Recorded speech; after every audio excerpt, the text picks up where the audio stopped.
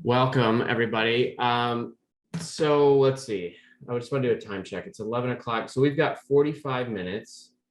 I will, let me get up the PowerPoint, because what I want to show you, we can reference anything we saw in the PowerPoint.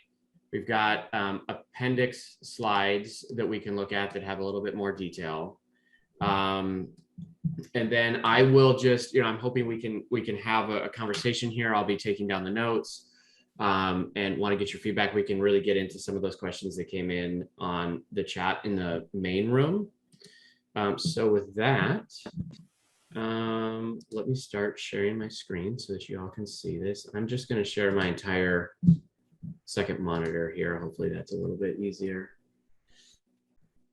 And I know I wouldn't mind if everybody's okay. I'll just kind of keep it in this kind of working view, so that we can bounce around more quickly. But before that, any kind of like thoughts, questions, comments here before we start looking at the definition of MOS? I do have a quick question. I don't recall that the slides were sent to us. They haven't been sent to us yet, have they? Right, they haven't, and they will be. Okay, great, thanks. Yep. All right, cool. So I want to go down to the appendix and show you this full screen. Is this big enough, or do people need me to zoom in? I know it can differ on different monitors. I can see it okay. You can see, I see people intently reading the screen, so I guess that's a good sign.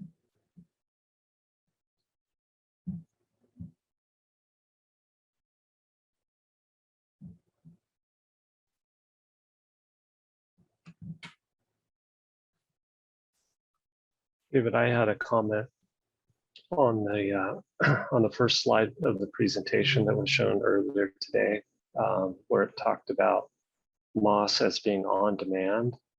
I don't think that's always true. If you're integrating fixed route service where your supply is out on the street, and the customers go to that supply, on demand is the supply is brought to you.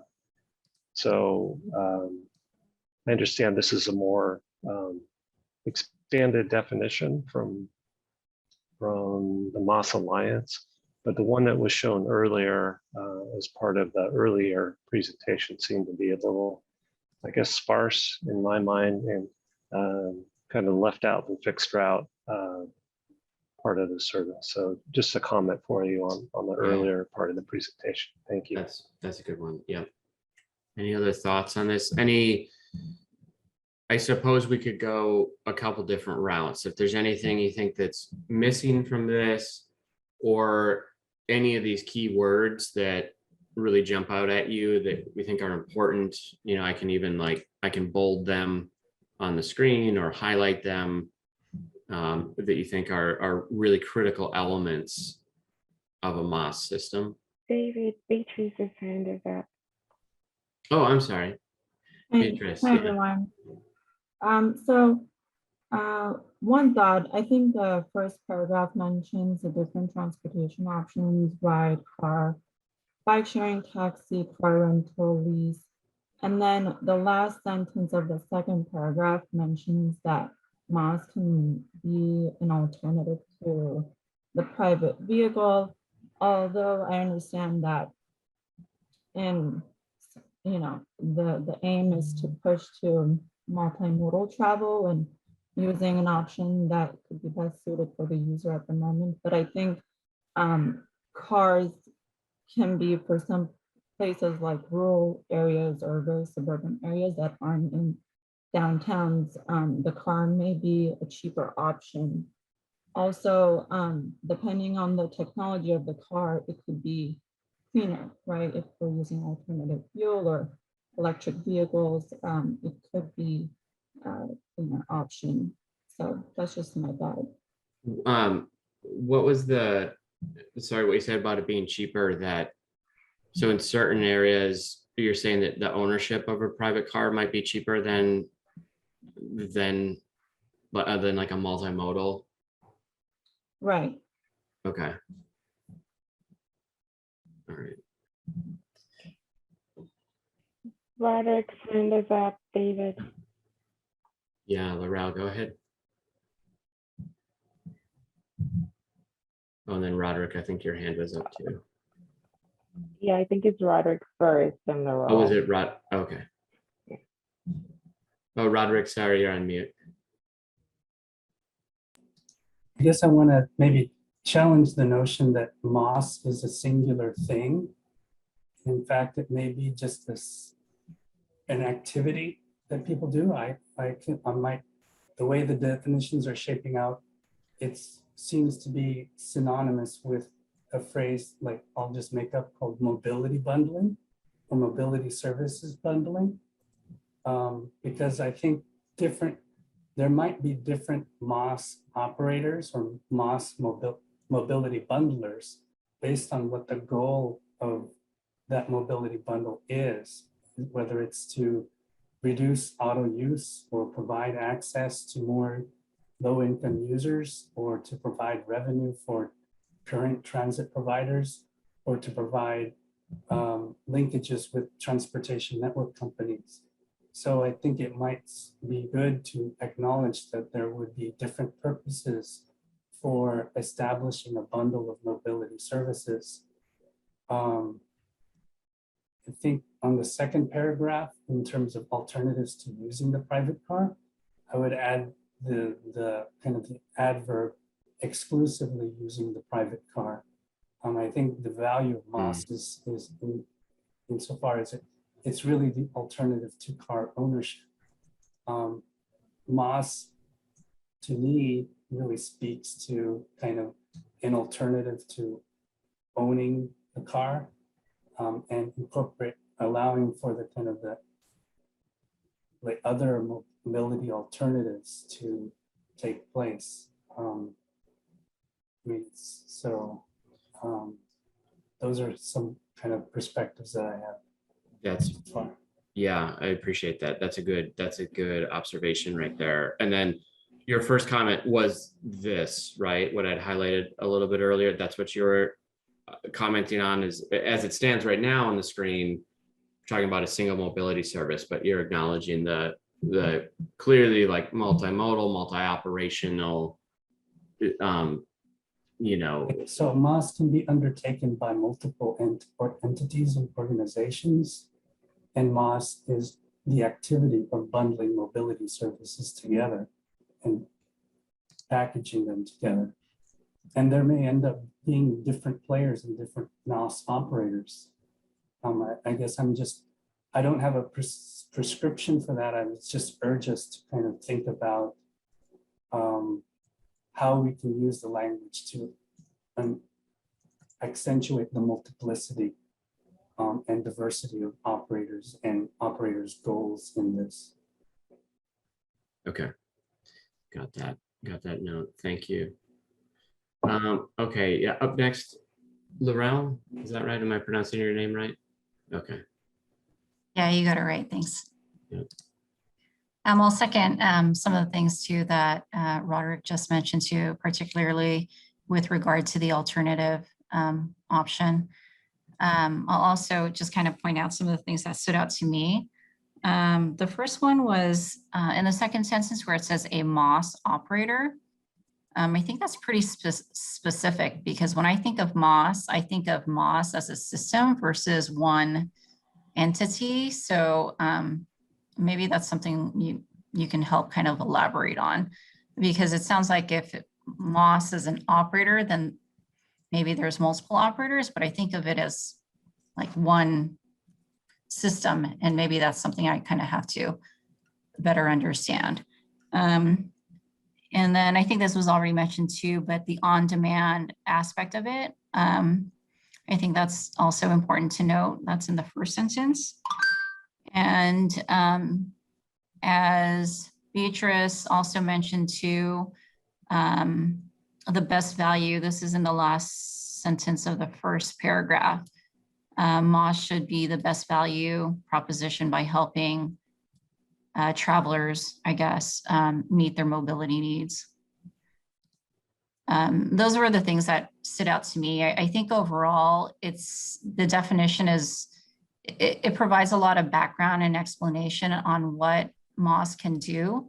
But I think for the purposes of the study that we're doing, it would be extremely helpful if we can streamline the definition more and make it more concise to, bring it down to 1 to 2 sentences with some of those key buzzwords that I just kind of pointed out.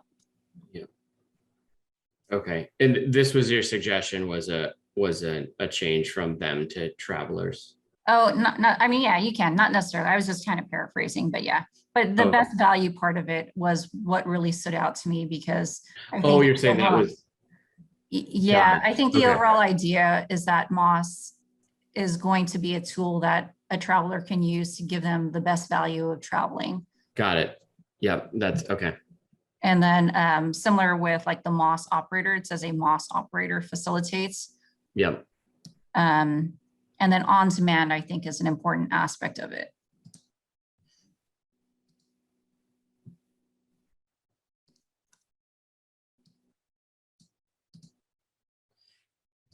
yeah, it's interesting. I think that there will be some work. I think it's going to be good to wordsmith a little bit of this.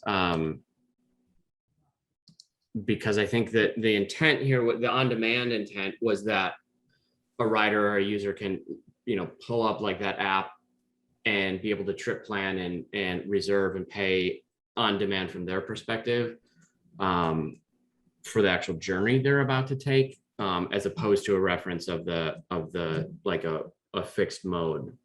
So it's going to be good to like I said, clear this definition up. But we have 2 other hands raised. Mark, you're up next. Thanks. I just wanted to, I don't have a problem so much with the definition. I think it's a good one, and along with what any edits you've already made. I did agree with the point that in our county, car ownership can be cheaper than mobility options, just in part because it's a large county, and so getting around the county, and as long as you can afford a car, that's your best way to get around. Now, for those of our population that are transit dependent or low income populations, there are some opportunities there, but then there's the whole challenge of affordability or accessibility. Where we might want to have ride car sharing, bike sharing options, but getting companies or vendors considered to come to my communities in Imperial County is a challenge. So I just wanted to highlight that being a challenge for us. Thank you, Mark. Okay, Martin, you're up next. Thanks. Building on some of the things that were said earlier too, I think it's too long a definition. I think to the extent we can refine it and try to distill it down, and maybe it's combining in that first paragraph really the intent of that last sentence and the beginning, but also I think just personally, I think we're kind of aiming too small. I think the last sentence says MOS aims to provide an alternative to, I would suggest something more along the lines of MOS aims to compete or nearly compete with using the private car, because essentially that's, if this isn't about trying to reduce single occupant vehicle use, which even before the pandemic, transit was struggling mightily to do that, at least to come anywhere near meeting the goals the state had set for greenhouse gas emission reductions, then I think that's what at least the goal should be, how effective we are at it, because we have a unique confluence now. This is, for those of you who've been in the industry for a while, 20 years ago, we were talking about trip planning and trying to get the coordination. Now that everybody literally has a cell phone or has a PDA device, there is that on-demand potential. Now, granted, a lot of people aren't using it. The the point-to-point convenience of an automobile is still so hard to compete against for people that have to make multiple trips throughout a day or in an area that's more rural. But so that's my, and I'm happy to see what the rest of the group consensus is. But I think this concept of MOS presents a very unique opportunity for us. And I think how we define it will be important. Thanks, Martin. Any, Kurt, I know you have your hand up, but before that, any feedback there or thoughts to what Martin said?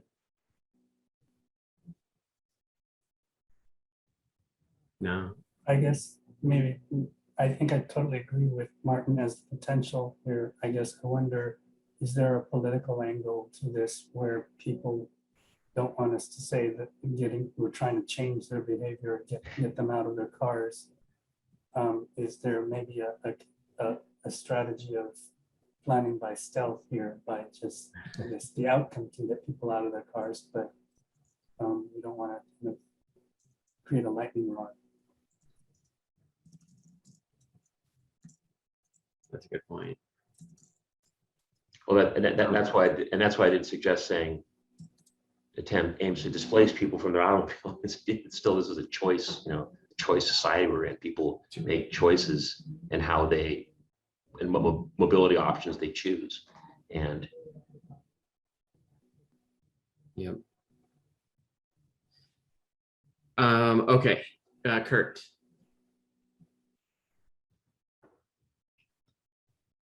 And me, myself.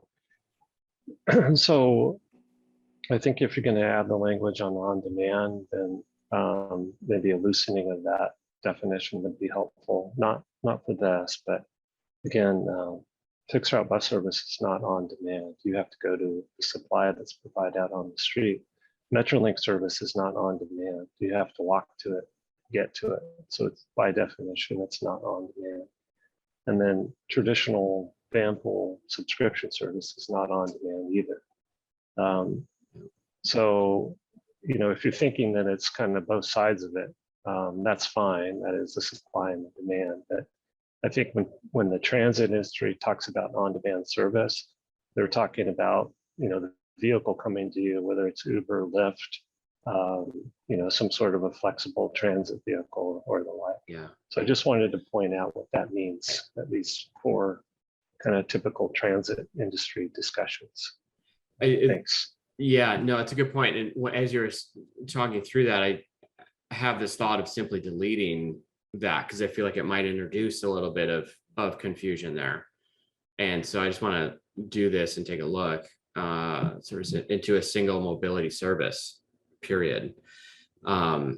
Which I think is really the intent of it. The accessible on demand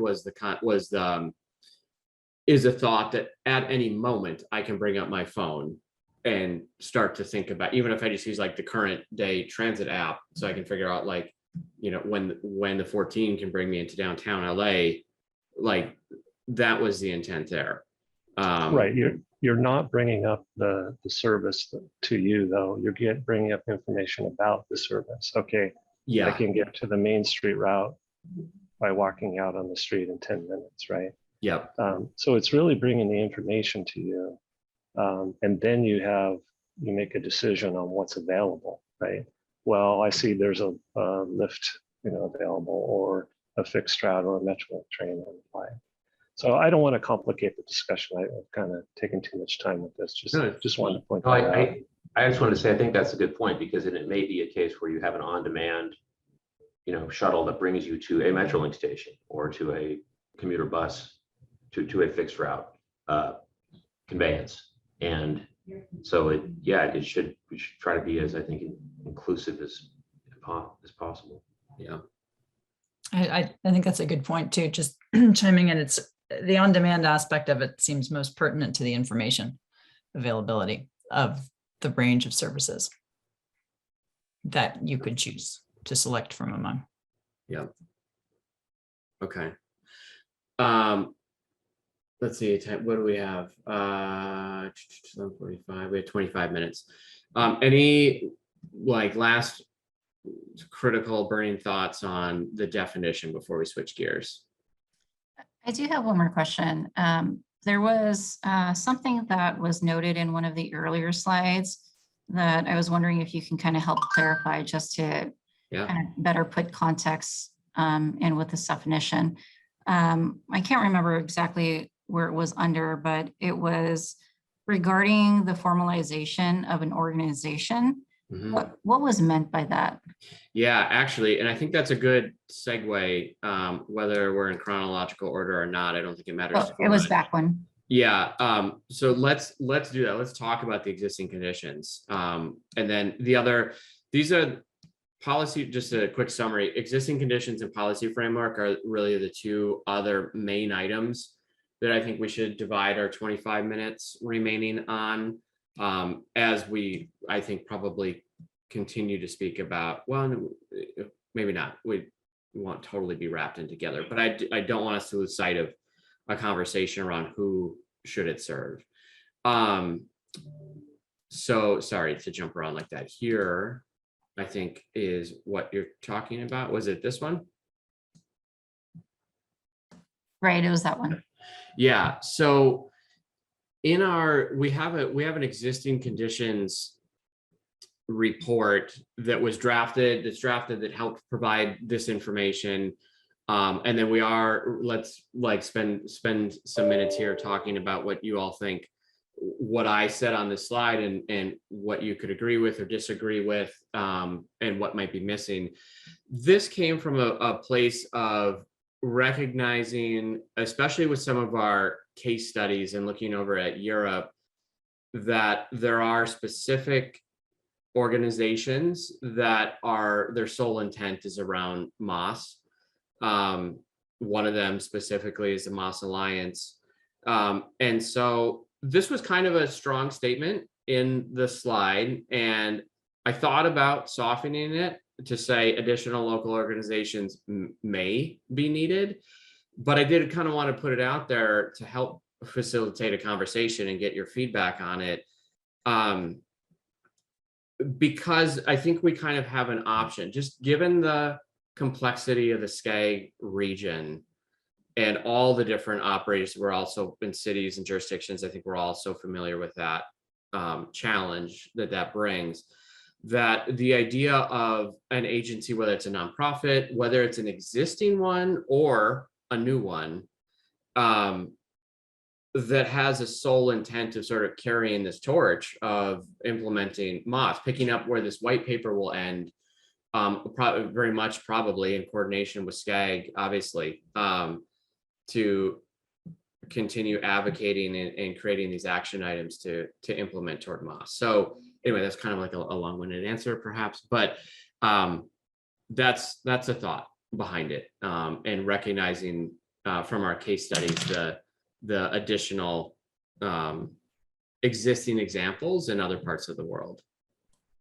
Okay, thank you. So then that organization is kind of what is referenced in the definition where it says a MOS operator, that would kind of be that organization, some sort. Well, that's a really good question. And I think we're a little too early to be able to answer that, because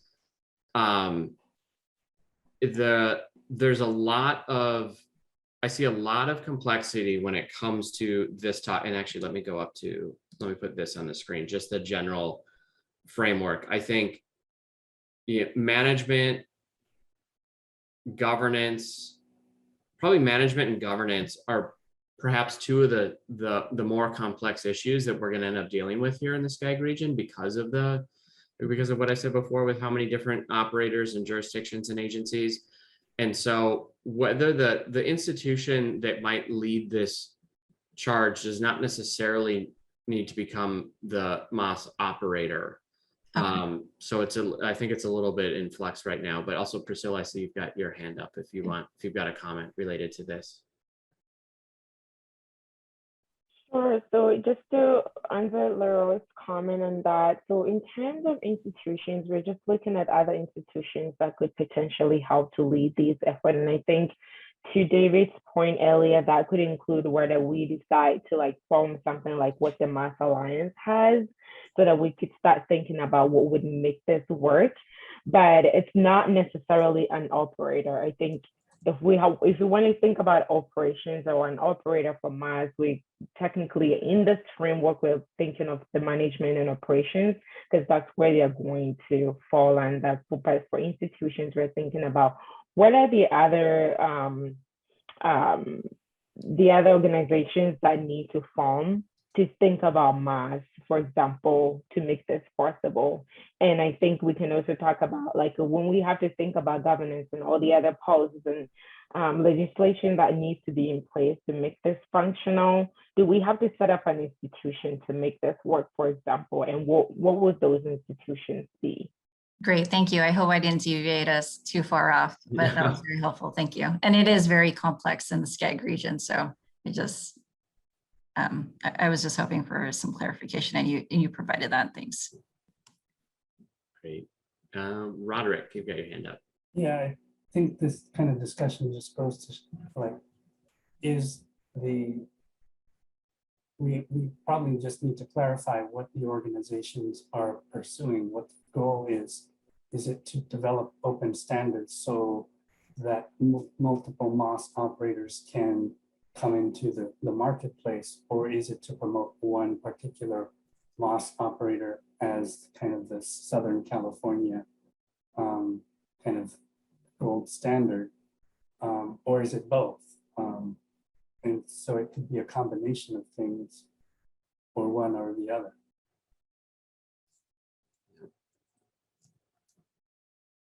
Agreed. A clear goal for that potential future organization is going to be critical.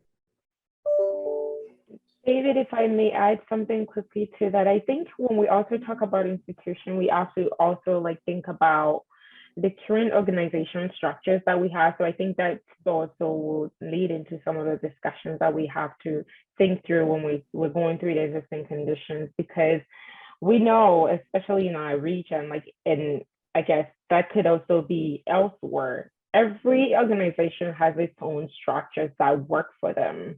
So we have to set those MAS in a place where it needs to be. We have to also think about what structures that are already existing, and do we have to, reorganize things? Do we have to restructure some of these institutional cultures and things that's already available?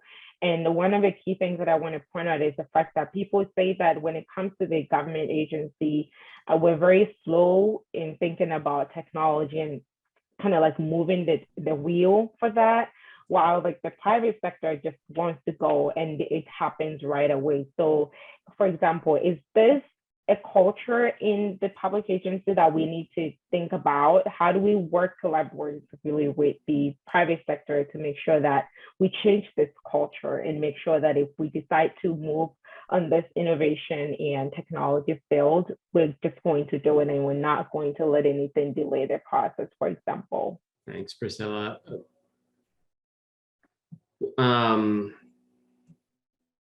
Thinking about, Kurt, sorry, yeah, go ahead. Yeah, so I guess just one comment on this. They're kind of all the bullets are listed here, but if you actually think about it, the private and the public sector all have data feeds, kind of know where their vehicles are and what's going on. And this gets back to making that data available to the public so they know what's available, right? So kind of step one is that, and you see that happening now through the transit app and other integrators, I guess is the better way to say it. Mm-hmm. But once you get into the payment piece, then you're talking about, okay, now we're into, how we pay for that. And that's where we start to run into bigger governance and technology issues. Who's going to be the credit card processing company? What do we do with the unbanked and the like? And that's where more of the policy issues come into play as well. I mean, it's one thing for us as a region to have, an integrated app that shows what's available in a given area, but it's another thing is people need to pay for it as well. So, in my mind, I always want to look towards what can be implemented in the next few years and what's going to take a lot longer. To me, the payment piece takes a lot longer. So just a comment for me as we're thinking through, eventually maybe making some recommendations. I think it's important that we kind of maybe separate this a little bit between data availability and service availability versus payments. Thank you. Thank you, Kurt. Martin, you have your hand up? Yeah, and I don't mean to wander off topic, but Kurt's comment got me thinking about is the whole concept of trying to change or steer people's mobility patterns to meet the common goals we're all trying to achieve of less congestion, better. And I was thinking of something I thought about before. I was going to Disneyland before COVID, and I would do Fast Pass, and then you can go for the most popular ride. It tells you to come back at 3 o'clock, and the line's shorter. And I've always thought, what if there's some way you could get 70% of the drivers in the Southern California area to voluntarily say, okay, we're planning on taking this trip here, and then it would, the algorithm would work to the point where, well, if you go at 2 o'clock, there's going to be that much less traffic because 10 million people have committed to going at that time. Now, again, I don't want to get far afield on that, but we're obviously talking about competing with a single occupant vehicle, but a lot of us probably manage the TDM parts of our agencies too. And BCTC is by no means a very large one. We're 850,000, but trying to do the TDM component, rideshare and other options in concert with the transit options, with the Metrolink and that. To me, that's the kind of thing that could really move the needle, right? You people that get large, millions of commuters make a collective decision to do something that reduces, that activity. But to Kurt's point about we just instituted a mobile ticketing and just just in our county, all the complications it's brought in. And it's great. It's going to be a great addition to our riders, but the thought of like how that integrates with all the operators in the SCAG region and the work the state's doing on it is, there's a lot of moving parts. I had a quick thought when you were talking about that, sort of essentially like peak demand management. And I thought about utility providers, and we get letters of, don't run the, washer and dryer and the air conditioner during the hours. Yeah. And it's less money if it's a time of day charge for electricity. But it dawned on me that's kind of like a similar concept, right? Yeah, that's and part of it is just with the times we're living in right now. People who've lost confidence in the government or the public sector for whatever reason, I always like to bring it back to, well, did you live here in the 70s or the 80s? You remember how bad air pollution was? Yeah, I remember that. Well, there's way more cars on the road today, and the air is incredibly better. That government did that. That was not, yes, it was in combination with the private sector, but that was a government-led initiative to clean the air in Southern California.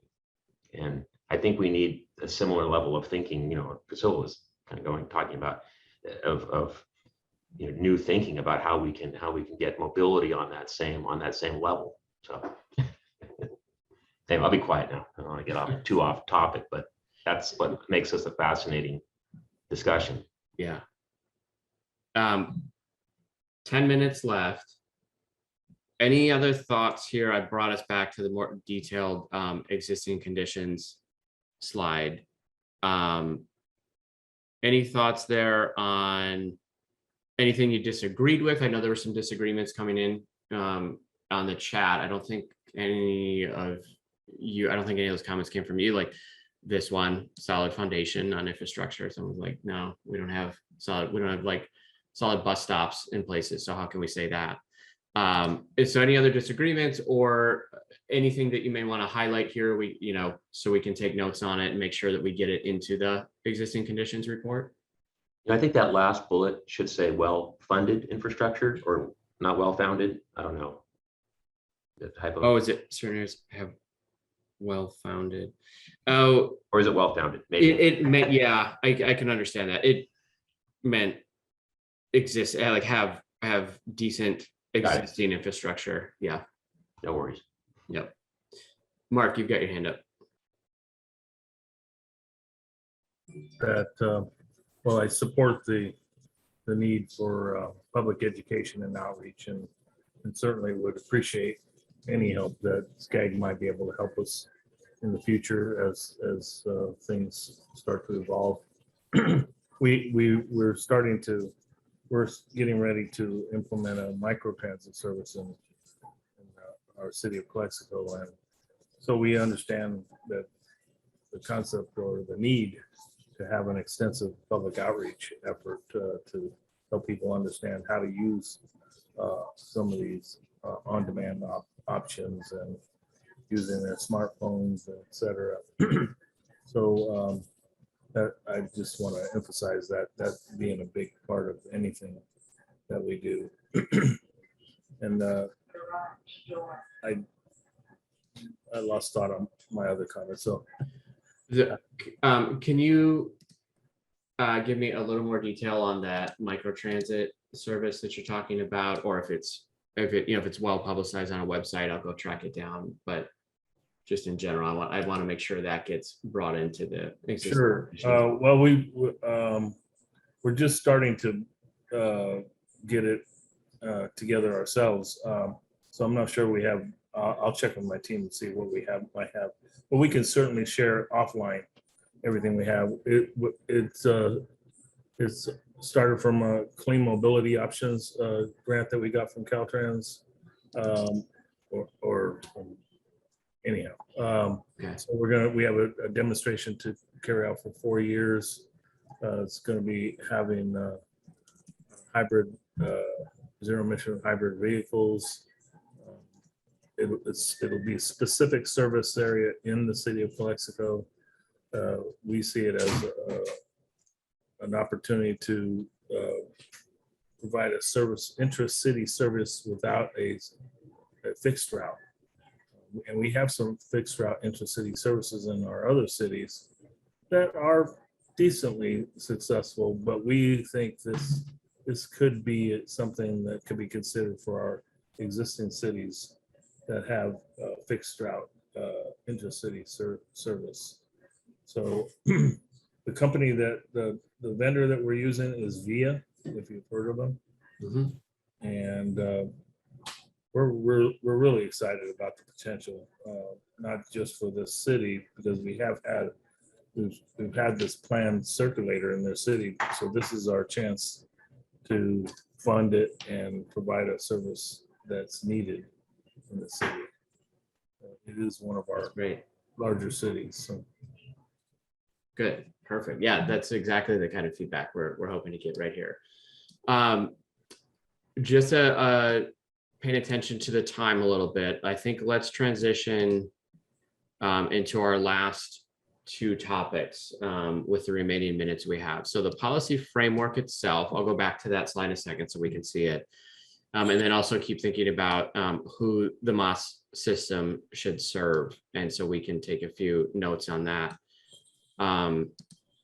So the framework, here's one, and I can just to kind of get it started. I know there was a note out in the main chat from Benji that history needs to be an actual bullet point here in our framework, talking about the history of transit and its various good and bad impacts that it's had. I'm assuming he's probably referring to things like highway development, but I'm just insinuating there. So, but that kind of concept, anything jump out at you during the presentation when taking a look at this? You can see how we're framing it from the existing conditions. And like I said, when we get into the goals and implementation guideline, we want to be able to break things out down to this level and have our recommendations in these subcategories, if you will. So anything, probably most important question, anything missing that you see in this policy framework?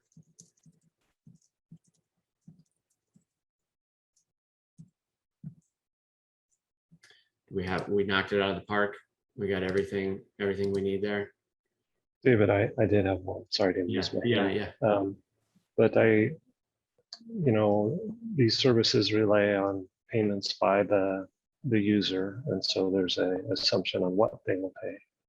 So where do you think the fare discussion would fall? On like setting the fare.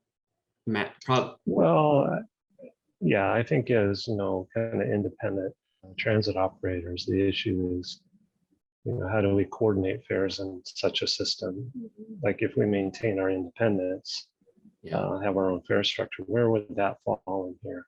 You don't have to add it. Maybe Yeah. it's too much of a hot topic at this point. But again, looking forward, if we're talking payments, it's then, okay, how will that work? And I think maybe just to get to the bottom line, we certainly want to avoid a discussion of a regional fare, right, that's applied. And that would really. oh no, I just lost Kurt. Is it just me or is it all of us? Funding requirement we have. So again, just maybe keep that in mind. Sorry, as Kurt, you're talking about the policy. can you go back 10 seconds? I just lost you. The connection keeps cutting out. So Yeah. I think Sorry. you got the idea. I think so, but I think it's really important about the regional fare payment. You're strongly advocating for not introducing one. Is that what you were saying? I'm advocating for not opening up fare policies by transit operators, whether it's OCTA or Metro or Metrolink at this point. I mean, that we really need to kind of sidestep that topic to be successful in this current discussion. I mean, I'll defer to others on that, but again, that's going to be a big hang up if, right, if that comes into it. And that whole finance point on there, could be a bone of contention as it relates to fares. So just keep that in mind as you're working through your study. Yeah, this is Mark. I agree with Kurt's comments on that, but it reminded me of something the thing that I wanted to mention is somebody was mentioning, coordination with transit operator or transit agencies and planning agencies. And I think on this call, the three of us that are transportation planning agencies are also the transit operators for our counties. So we don't have that issue, but I think that could be an issue for some other counties and their operations. Just wanted to highlight that point. Yeah, thank you, Mark. All right, our last couple of minutes remaining. Other Yeah, I comments? was just kind of echo what Kurt said in terms of the needing to pay attention to payments and revenue transfers. That will probably dominate the finance discussion or be a whole topic in and of itself. Yeah. Okay, that's a good point. Do you think, can we go like really high level for a second? And do you think it's needed in order to, I think what I'm hearing is we're recognizing that it's an issue that we need to be cognizant of and aware of. But if we go beyond that, do you think it's actually needed in order to successfully implement a MOS system and AKA therefore a really big obstacle for us to overcome? Yes, I think it's needed. You can't have a MOS system without it. Yeah, that's kind of our thought to date too. Any other thoughts on that? Because this could become one of the bigger challenges that we highlight at the end of this feasibility paper to make sure everybody knows, where that challenge and where that time and effort should be spent. Yeah, David, I was referring to Joel, method of payment. I think you just want to avoid a spillback of the MOS system requiring a change to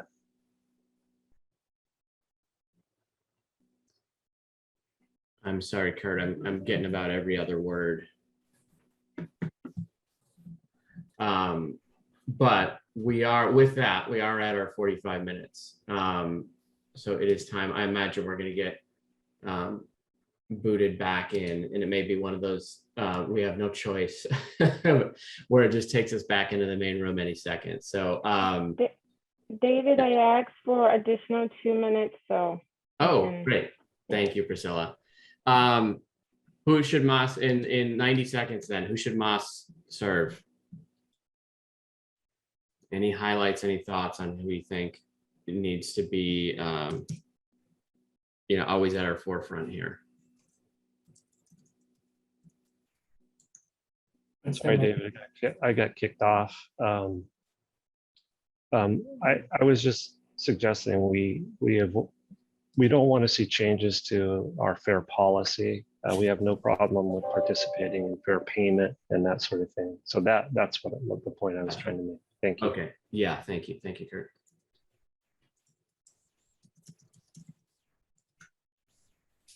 As far as who should Moss serve, I think people who don't have choices now, or people who have fewer choices, would be well served by an implementation of a Moss. That's a good point. It should also serve and target those that we can encourage to use public transportation more. So, discretionary riders.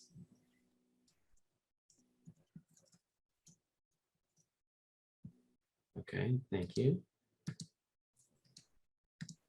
Yeah, and I think Moss has ultimately the potential to serve really anybody in their commuting or mobility needs. But I think the initial focus needs to be on coordinating public transit, coordinating the use for people who need it the most, and it can improve upon that. But I think it should have be able to be scalable to the point that ultimately it's something that will affect everybody beneficially, hopefully. Yeah. All right, great. Well, let's end on that high note, Martin, serving everybody. I can see a button here over on my end that we can leave the breakout room. Does everybody see that? Oh, and it's going to close in 20 seconds. So there's the automatic boot. But a But countdown timer, or I am. yeah, I am too. It's like we're in a virtual panic room or whatever that is. So thanks everyone for the conversation. I took notes, probably could see I was taking notes. So I'll do the report out when we get back to the main room.